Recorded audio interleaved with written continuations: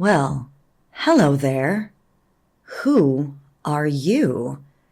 Based on your vibe, a horror fan, a watcher of this channel. You're not here to be ogled, but you comment on the videos. You like a little attention. Okay, I bite. You search the playlists. Now, you're not the standard passive viewer hunting for the latest big screen remake you'll never finish. What will you watch? And then you murmur your first words to me. You isn't horror, it's a thriller at best. Well, I'm talking about it. Here is You.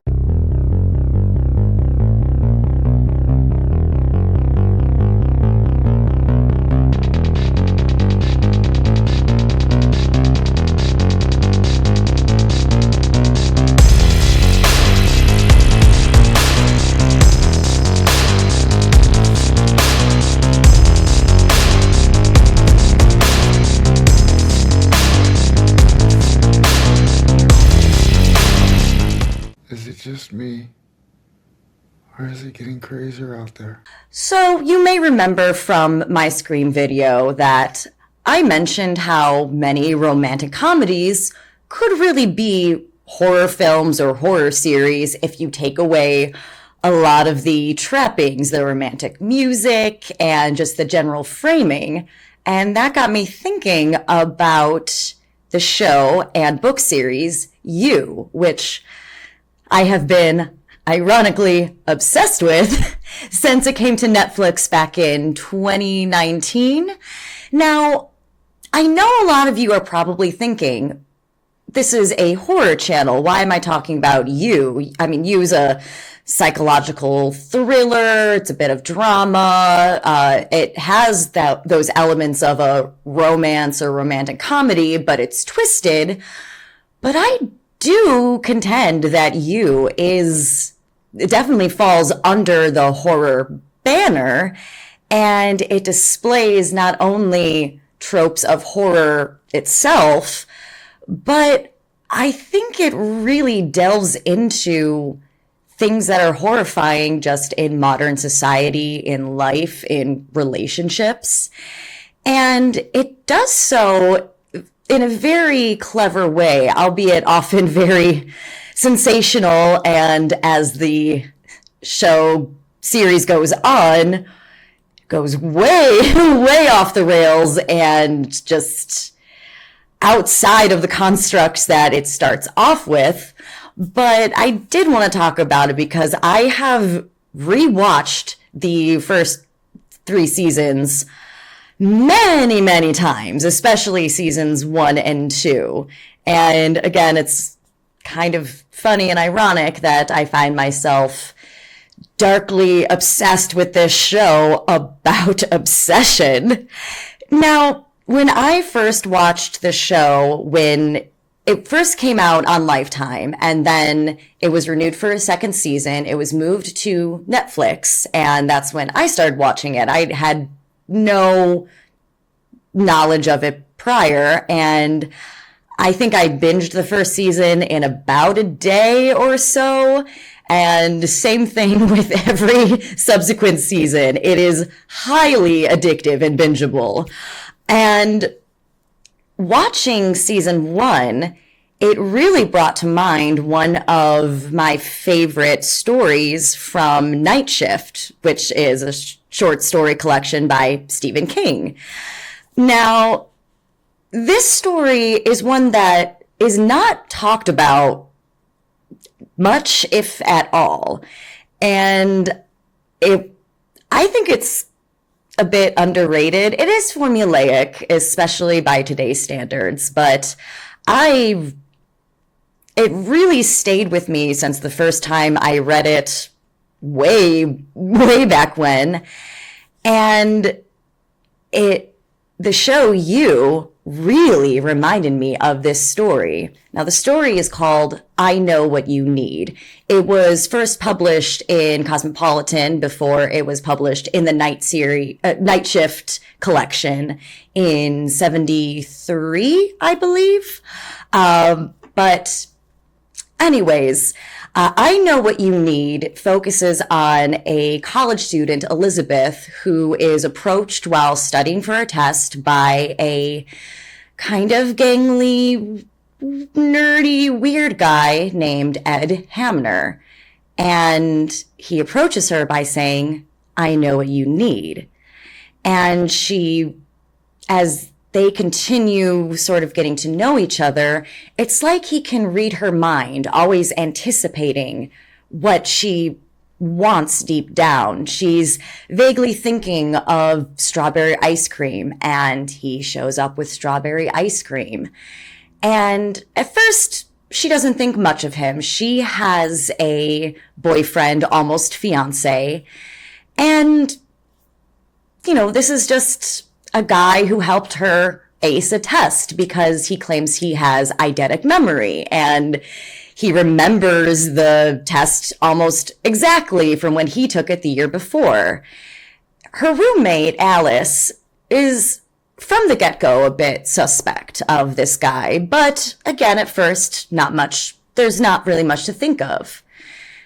When Elizabeth goes home for the summer to spend the summer with her almost fiance, she finds herself getting oddly anxious about the idea of marrying him. And Ed has somehow entered her mind, maybe the back of her mind, but she has a nightmare of her being buried alive by her, by all accounts, very wonderful boyfriend. And then Ed reaches out and pulls her out of the open grave that she's about to be buried in. And then he turns into a wolf, and she wakes up and grateful that the dream Ed saved her, but also wondering, why did he turn into a wolf? And then shortly later, her boyfriend is very tragically killed in an accident. He's working as on a construction crew, and he gets hit by a car. Driver wasn't drunk, there was nothing wrong. It just, his brakes went out, and one of the few cases of an honest to goodness accident. And then, short while later, who shows up but Ed? He ran into her roommate. He heard about her boyfriend's death, and he happened to be working nearby. And she finds herself very drawn to him. And again, he always seems to anticipate everything she wants. It's like they are twin souls, and they go back to university, and they eventually start dating, and he's absolutely perfect. He knows just how to kiss her. He knows exactly how fast or how slow she wants to go, what kind of movie she feels like watching. Everything is great. And all the while, there are unmarked mysterious packages showing up addressed to her roommate, and her roommate is getting more and more quiet about the situation until one night her roommate confronts her. She never ran into Ed over the summer. He was not where he had claimed to be. Her roommate hired a private investigator at the time where he said he was on the East Coast. He was in Vegas, and reveals that his parents died under very mysterious circumstances after his father started bringing young Ed to casinos with him, and he started winning and winning. And then he switched to the stock market and just grew richer and richer. And then his mother started distancing herself from her child, viewing him as a monster, as the devil's son. And they both of his parents die in a car crash. And it seemed like maybe his own mother was trying to get rid of him. Now, Elizabeth doesn't want to hear it, but her curiosity and her own suspicion is suddenly piqued. She goes to Ed's apartment, where everything all of a sudden just seems a little bit too perfect. And then she is able to get into his closet, where she finds the real Ed, the messiness of him, the real person behind this too put together facade. And then there is the box. And in this box, there is a lock of her own hair on a doll. There is a Fiat, which is the car that hit and killed her boyfriend, with the undersides completely mangled. And there are other little tokens. And through this, Elizabeth is feeling like Bluebeard's wife, and she feels sick. And then Ed comes in, and it's revealed that he has some kind of magic, maybe a combination of a sort of shine with some kind of, and it's vague, it's not really explained, but some kind of witchcraft that he has used to get inside Elizabeth's head, to have her boyfriend killed and gotten out of the way so he could invade her life. And her roommate, while telling her like all of these things and all of the bits and pieces that don't add up, recognizes that he has possibly some kind of supernatural magical ability to make him the perfect guy for Elizabeth, to make her fall in love with him. And she tells Elizabeth, that's not love, that's rape. And the story ends with Elizabeth leaving Ed and taking those magical tokens, whatever they are, getting rid of them. And she still finds herself feeling sorry for this guy, but ultimately fearful of what this means about her and about whatever relationship she may have in the future. And if anyone watching this has watched any seasons of You, I think you will be able to see the parallels between Ed in I Know What You Need and the protagonist of You, Joe Goldberg. Now, I also listened to the audiobooks of the You novels by Caroline Kepnes. Sorry, I don't know how her last name is pronounced, but the first book, You, the second book, Hidden Bodies, the third book, You Love Me. And I do believe that a fourth book is supposed to come out this year. Now, when I was talking about Pet Sematary, I recommended the audiobook with Michael C. Hall narrating. Again, highly recommend listening to the audiobooks of the You series, which are read by Santina Fontana, who I adore him. A lot of people probably know him best as the original Greg in the first two seasons of Crazy Ex-Girlfriend. He's been on other shows since then, and he's very, very big on Broadway. His voice is just velvet. He's so talented, but him narrating these books as Joe, all of the books are told through Joe's point of view. I cannot tell you how much worse Joe is in the books as compared to the show. The show softens Joe's character a bit, gives him a few redeeming qualities, and creates characters to humanize him, which I will talk about a little bit. The book, he is absolutely monstrous, and as uncomfortable as Joe's narration can be in the show, it is not, it is 1,000 times more in the book because it's far more graphic. He is just so much more reprehensible as a person. And the way that Santino Fontana, when he is narrating other characters through Joe's mind, it is just dripping with condescension and combativeness and just, he's so creepy. It's so good.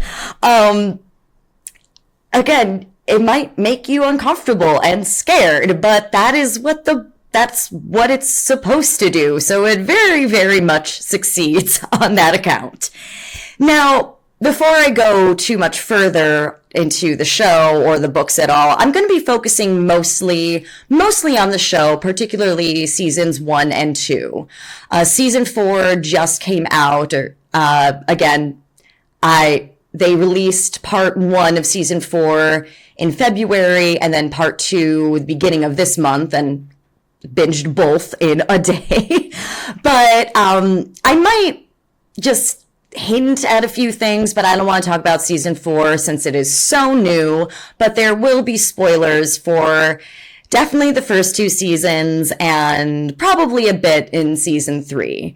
Now, as far as the books go, because the show stays pretty close to the first book, and a lot of plot elements remain the same for season 2 and off of the book Hidden Bodies, but it really starts to diverge there. Season 3 has only little bits of the third book present in it, kind of similar characters, but it is pretty much its own monster by the time season 3 rolls around. So I am curious to see where the fourth book is going to go. But anyways, so season 1 focuses mainly on Jo's pursuit of Guinevere Beck, who goes by Beck. She is an MFA student. She is an aspiring writer and poet. And from the moment she walks into Jo's bookstore that he works at and manages, he is immediately curious and immediately just hones in on her. And all of a sudden, she's the one. And he really doesn't know anything about her, but he thinks he does. Jo thinks that he knows all, that he is one of the last true romantics. He's chivalrous. He views himself as a sort of Jane Austen kind of romantic hero. He longs to be like the protagonists of the books that he loves. He recommends Don Quixote because that's a man who wants knighthood to be real, and he thinks he's superior to all the plebeians who read Dan Brown, and he reads Paula Fox. And sure, he respects Stephen King, but not most of the people who read Stephen King. It's actually pretty funny. There is a whole section in the book, in the first book, and this is in the show as well, when Dr. Sleep is published, and so the bookstore is just flooded with with people buying Stephen King's books. And in the novel, he is just so dismissive of all of the readers of Stephen King, and I bet you didn't even read The Shining, and he's insufferable, and I hate him, and he's fascinating. But what is so interesting to me about all of you, of course, but about the show and the book, is how similar it is to Stephen King's I Know What You Need, but it trades any precognition or witchcraft or, anything the supernatural for social media. He doesn't need to be able to literally read someone's mind. He can check their Facebook, their Instagram, their Twitter, and cultivate himself into the ideal guy for this person. And as I was watching the first season, I really started to think, okay, make sure my curtains and blinds are always closed because who knows who could be watching me. And I'm going to take a look at my privacy settings on Facebook and on things because wow, it can be so easy for anyone to really get into your life and think that they know who you are and ingratiate themselves into your world and into your mind. And they don't need to be even particularly smart or savvy about it, depending on your privacy settings. And that is something that I really think that a lot of horror, like modern horror movies, are definitely showing more how social media or the need or the want to be seen can result in people just becoming these sort of monsters. And that accessibility that we have nowadays to a person's inner life, or at least what we perceive as their inner life, is really scary if you really, when you think about it. We don't need someone with the shine to extract our innermost thoughts. We often do that willingly and indiscriminately on our own without even thinking about it. And the show You really does reflect how our modern day society, how, for one, we have become molded by and so influenced by just social media, putting our lives out there, seeing other people's lives, and okay, well, I'm on vacation and I need to post this perfect picture so everyone can see what a great time I'm having. And what I like with the character of Beck is that we do see, both through Joe's eyes and through her own, how put on so much of that is. That it's easier to put on a display version of ourselves, this cultivated, put together, cute, perfectly posed version for everyone to see, when deep down we are faking it till we make it and feel like a mess. And it's really refreshing when you talk to almost anybody that we all feel like that to some degree. We are all just trying our best. But you look at somebody's Instagram or what they post on Facebook or their, whatever, and it gives this illusion of togetherness. And what is particularly horrifying about that is how someone else, whether it's a complete stranger, someone we bumped into, an acquaintance from work, how they can gleam onto that version of ourselves and think that they really, really know you, and they know you better than anyone else. And that is something that I have been thinking about a bit more, even with doing these videos and being on this channel, because parasocial relationships are a thing, and it's not inherently toxic or bad. We all have it. I know there are so many YouTubers and content creators that I've watched for years, and you feel like you know them and like, oh my gosh, I want to be friends with this person. Or, maybe it's an actor, a musician, whatever, somebody that is in the public eye or some kind of, whether it be a niche interest or whatever, and you form a connection to that person based on their likes, their dislikes, their personality, the way they present the things they like. And that is absolutely fine. We all do it. But it can become very, very unhealthy if it goes too far. And when somebody might think they are entitled to you or they have ownership of you, that's where the internet and just putting any version of you out there really gets scary.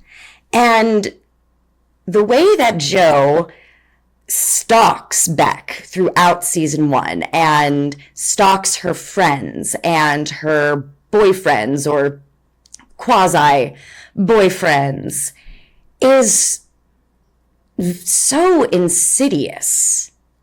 He is researching her, and of course he doesn't do it entirely from afar. Like, he literally goes into her apartment and he uses Google to find out exactly where she lives. He gets a hold of her phone, which she never disconnects, and does fake tweets from her pseudo boyfriend that he has locked in the cage in the basement of the bookstore. And much like Ed Hamner and I Know What You Need, he knows the right things to say so often, or what not to say. He knows where to show up or when to stay away because he has such a lock on her. And he truly believes that he is the best person for her, that he is the only one who really sees her, really knows her, really appreciates her. And anyone who doesn't, well, he's not a monster for kidnapping them, for imprisoning them, for murdering them. He's just paving the way for Beck to have a good life, the life she deserves, with him. And I don't know about you, but the idea of somebody, a potential partner, somebody that you end up falling in love with, having that so much of it be not only a lie, but just straight up manipulation and molding you into thinking how great they are, what a great thing you have, that nobody else is right for you and nobody else can see the potential in you the way that they can. I mean, that is classic abuse techniques. And people who have been in abusive relationships can recognize all of these things in Joe. Now, in the show, in the books, he goes far beyond what most people go through who have been in toxic, abusive relationships. I doubt the majority of abusers have a soundproofed cage that is very well constructed in their basement and somehow are able to have the means to commit complete identity theft and get into the world of high society rich folk, whether it be in LA or London, which, yeah, season 4 really goes off the rails with that. But, and I can absolutely understand why a lot of people watching the show might be turned off by it, because it is sensationalized. And like many villainous protagonists, a lot of people and a lot of women defend Joe. They think that Beck isn't special enough for him. Like, why would he expend all of that on someone like Beck? And they're like, oh, I wish a guy would, treat me like this and, do dates like recreate my first kiss for me and, bake cute cakes for me and do all of this. And Penn Badgley, who plays Joe Goldberg, has said in many interviews, just basically, no, you are not supposed to romanticize Joe Goldberg. Why do you like him? It's understandable if you find him attractive because Penn Badgley is a very handsome person. He's a very good-looking guy. And that's the thing. He is innately charming. And the character of Joe, like many classic abusers, is able to be charming. But the fact that so many audience members are very taken in by this character and just seem to defend him or go along with the things he does, it makes me, I don't know what it makes me, because to a point I do get it. It does remind me a bit of Lolita, the unreliable narrator Humbert Humbert.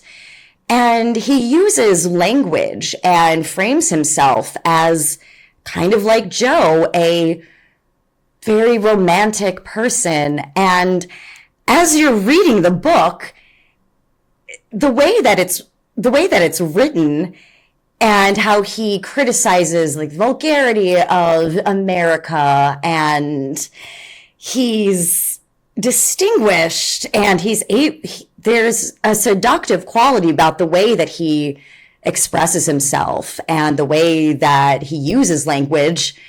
You start to be like, oh yeah, I get it. No, wait, this guy is a pedophile. And then you're horrified at yourself for being taken in by this personality. And Joe does that so well throughout the series and throughout the books. And that is the strength of having him be the point of view character and also that sort of unreliable narrator. Now, with Joe and the way that he's written and the way his narration is in the show, I do think it's a lot easier to see through than with Humbert Humbert. And there are some lines that are very on the nose, and they are meant to be, that I think are used to draw you back from really falling under Joe's spell. At one point when he starts to date Beck in season/book 1, Beck has a girls' night with her three best friends, and they're watching The Bachelor or Bachelorette, whatever, and he's just standing there, gazing at them, and he says, and Beck, sometimes I think I'm the only feminist you know, or something like that, and you're like, oh, really?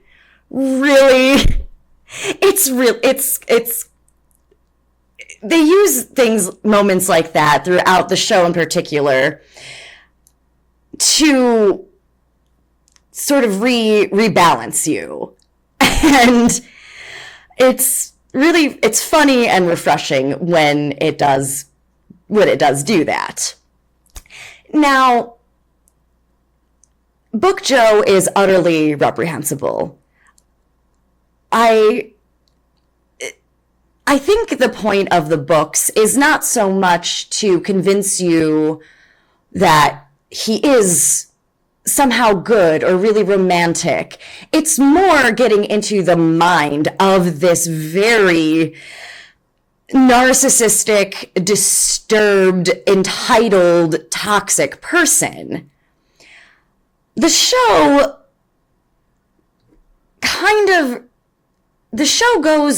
diverts from that a bit, partly by introducing and creating new characters for Joe Goldberg to be a protector of. In season 1, it's his neighbor's son named Paco. And in season 2, it is his landlord's younger sister, Ellie, played by Jenna Ortega. And she is absolutely incredible. And also Luca Padova, who plays Paco in season 1. He's great. He's adorable. And I first saw him in Crazy Ex-Girlfriend as Rebecca's younger brother. And he's absolutely incredible. This kid can sing. He's phenomenal. Also, watch Crazy Ex-Girlfriend. It is one of the greatest shows out there. And especially if you like musicals. It is a musical show. But it is quite a bit similar in many ways to You. Because you have this, it's framed, or it takes the framing and the tropes of romantic comedy. But for one, it puts it with a female lead rather than a male lead, and kind of goes to show how in a lot of the romantic comedies we watch, the things that a guy does are typically seen as charming or, oh, you're persistent, that's good. But a lot of times if a woman were to do that, she's just crazy. So that is also a really interesting subversion of the romantic comedy tropes, and it does kind of go into horror a bit. But we're not talking about Crazy Ex-Girlfriend, although I could talk about that for ages. But that's, maybe if I just want to talk about musicals for one day, I will. But anyways, back to You. Now, season 1 and the book end very tragically. And it really ends the only possible way it could. Much like Elizabeth in I Know What You Need, Beck finds out who the real Joe is.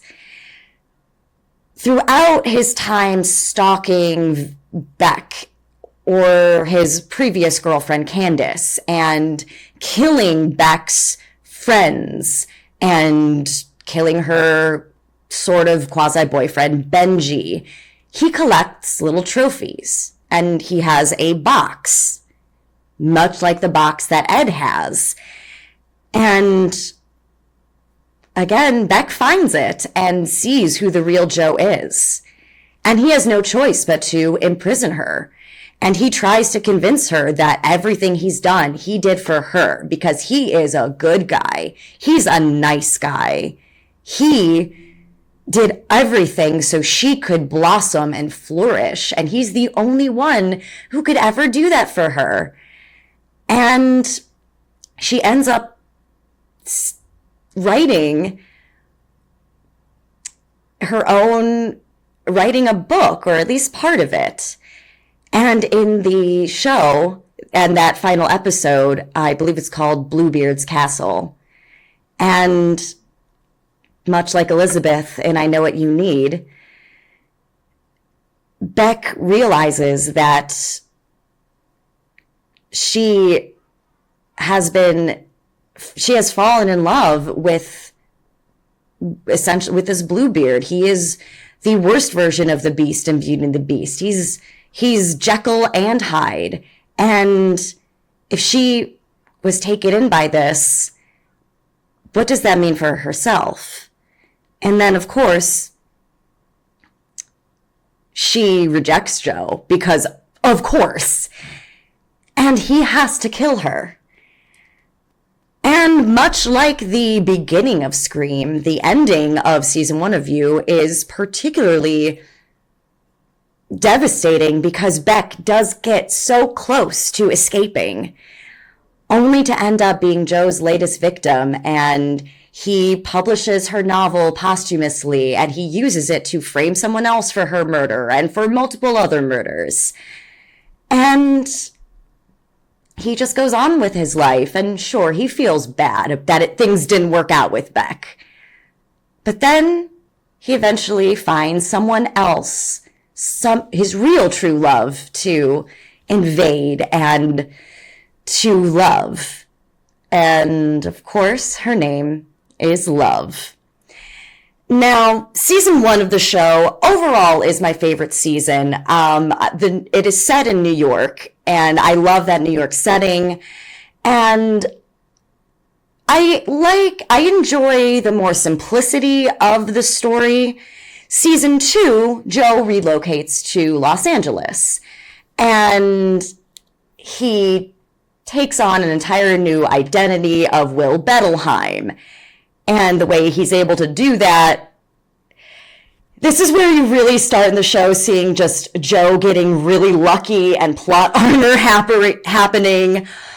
But season 2 brings us the character of Love Quinn, played by my queen, Victoria Pedretti. Now, I talked a lot about her in my Haunting of Hill House episodes. She absolutely shines as Love. I don't think there's anything that Victoria Pedretti cannot do. And what's really funny to me is her character, Love, has a twin brother, 40. Love and 40. Their parents are very rich dicks. Yeah, Joe thought that so Beck has a brother named Clyde and a sister named Anya. He thinks that her parents are dicks as far as naming their kids. Yeah, that's got nothing on Love and 40. But 40 is her twin brother with addiction issues. She also is a young widow whose husband died very, very tragically. And I'm like, why is this weird? Like, why is Victoria Pedretti weirdly typecast as someone with a twin brother that has addiction issues who is a tragically young widow? Just thought that was kind of not funny, haha, but just interesting to me.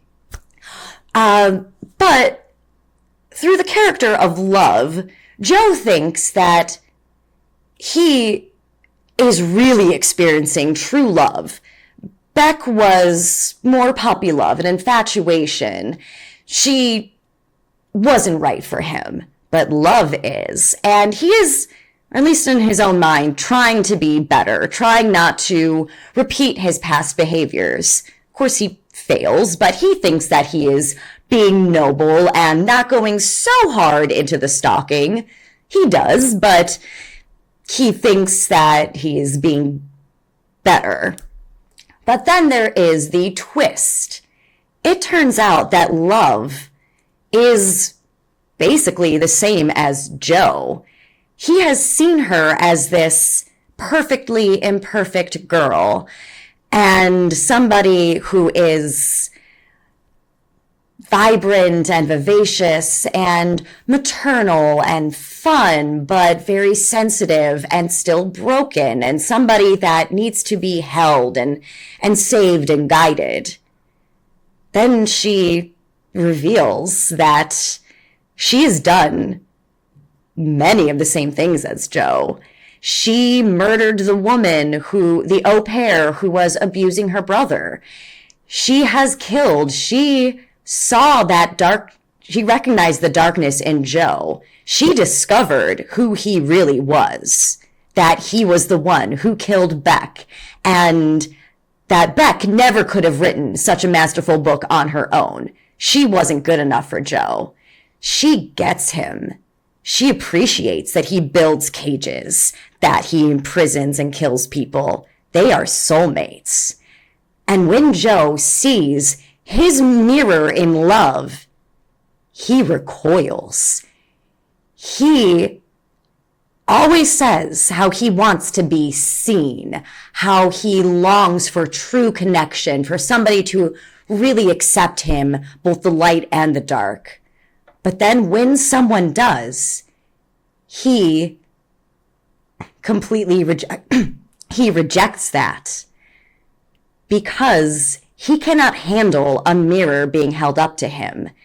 He has to be the white knight, the person with the power, the one that is doing the saving, the one who is able to mold and manipulate. But when there is a truly equal partnership, he cannot handle it. And love is absolutely devastated by this. And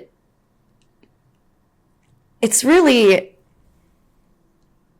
she says to Joe what we as the audience have been thinking about him pursuing Beck, pursuing love, his pursuit of anyone, really, the way he thinks about these women, the way he thinks he knows what they're thinking, what they're feeling.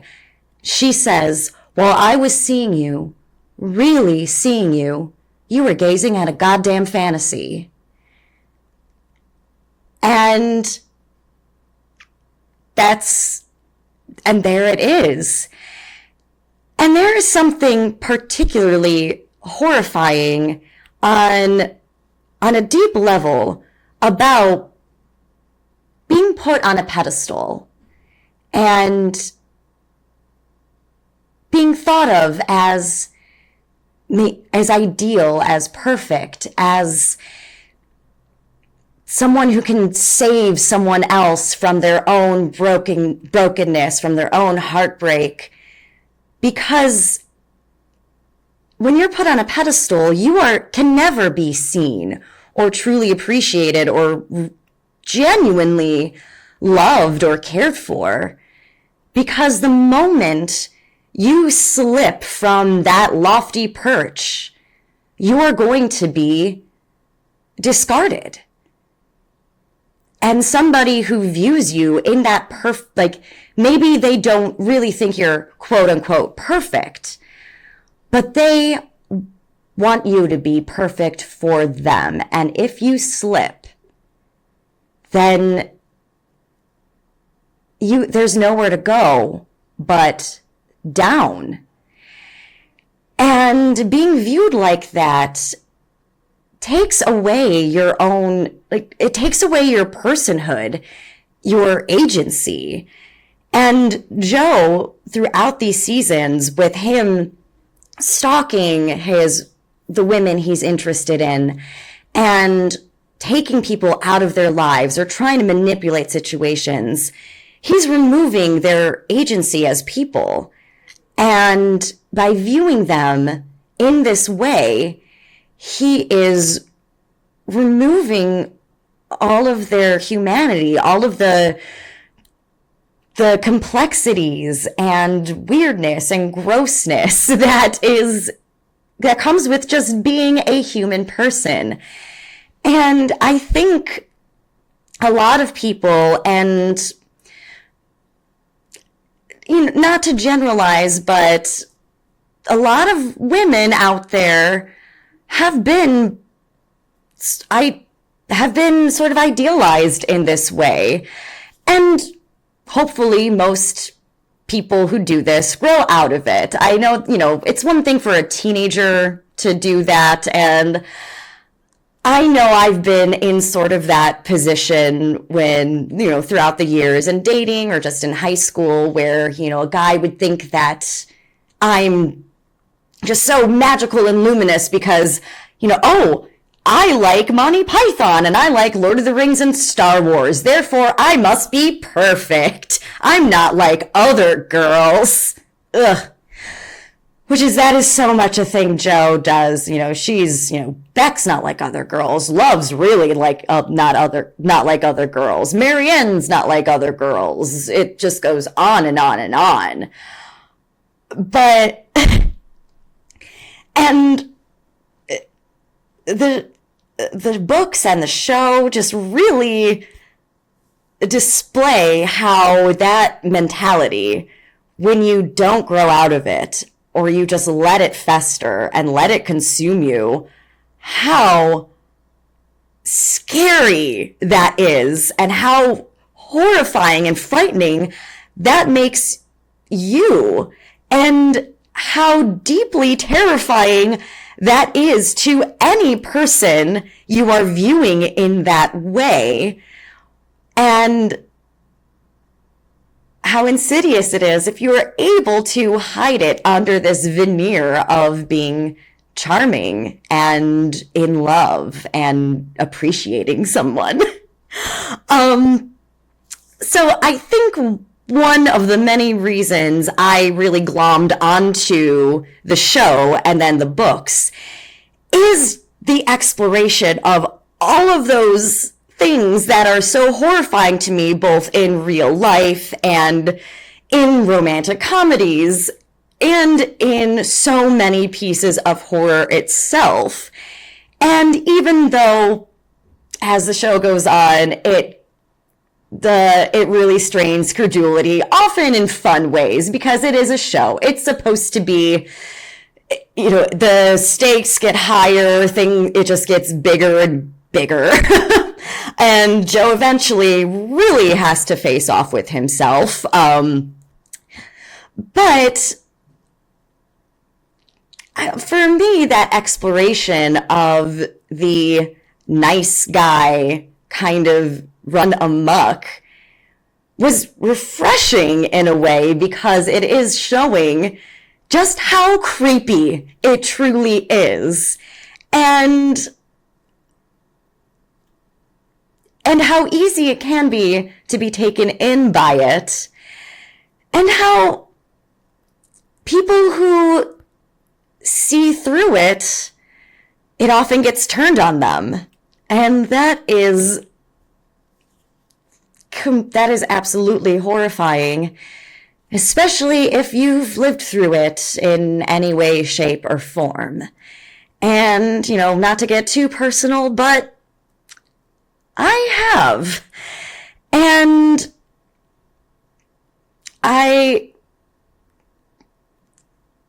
as I was saying earlier, people who have might really be turned off by this show, and I completely understand that. But I think for me, and because the show can be so bombastic and just so over the top at times, but that it really does explore it very well. It did feel like, it felt to me like, yep, this is showing what it's like to be with a person kind of like that. Although most stalker obsessive people, or even just abusers or narcissists, don't happen, they're not always as, generically good looking as Joe is portrayed as, or as actually good looking as Penn Badgley is. They typically don't have this amazing bookstore access to lots of funds a lot of the time. So that's where the show is able to kind of just get a bit fun with the tropes it is handled. And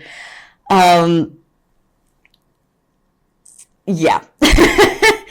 Again, season 2 starts to get a bit wild. Season 3 does a lot, and season 4 is a lot. But I think it's very fun. Season 4 is a decent murder mystery, although I think almost all of us saw the mid-season, or saw the twist that was pretty clearly telegraphed, which I won't go into. But just a few other notes on the show. Again, Penn Badgley is absolutely great as Joe. Elizabeth Lyle, who I talked a lot about the character of Beck, didn't really talk about her performance, but a lot of people don't dislike Beck as a character because she is a bit more realistic, I think, than the other women Joe eventually goes after. She's a bit of a hot mess, and I think that makes people a bit uncomfortable because she's a bit more relatable and she's a bit more real. But I think Elizabeth Lyle did a wonderful job. Again, what more can I say about Victoria Pedretti other than she's just freaking perfect? I know, not to put her on a pedestal, but as an actress, she's just marvelous. And Jenna Ortega this was the first thing I ever saw her in. And I was wowed by her. And I think her character is 15. So I think she was about 15, 16 during filming. And I was like, oh man, this girl, she's gonna go places. Like, she is going to like explode on the scene, which she did, obviously. And I'm just so happy that that she and Victoria Pedretti have been so immersed in different aspects of horror. It's great. And then, I need to look up the actor's name one moment, but in season 3, where the show relocates again from LA to a fictional town called Madre Linda. It's supposed to be more Northern California, more of that vibe, but Dylan Arnold is introduced, and he was in Halloween 2018 and Halloween Kills. And again, he is playing a younger character in this. He's like maybe a sophomore in college. He's like 19, 20.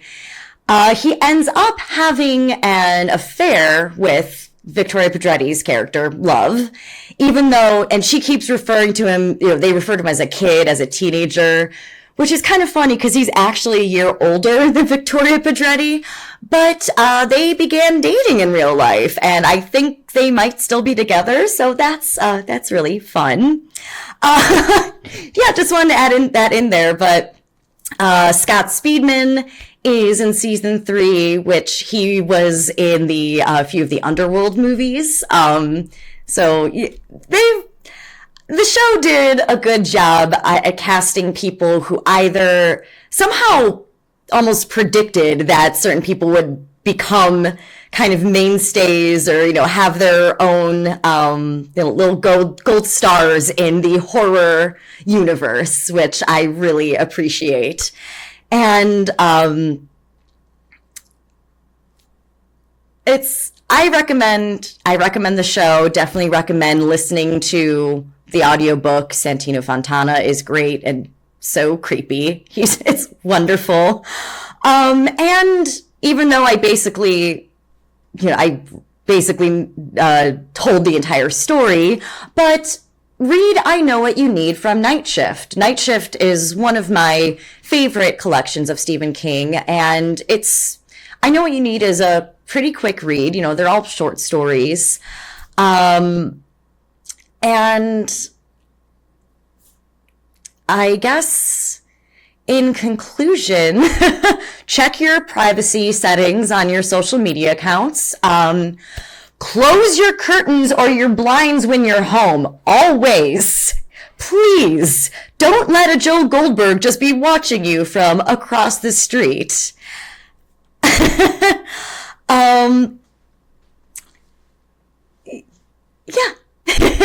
So, be careful out there. If somebody's too charming, maybe keep an eye out for them. And as always, I'm Aleece with the Late Late Horror Show. Stay spooky, and I know what you need.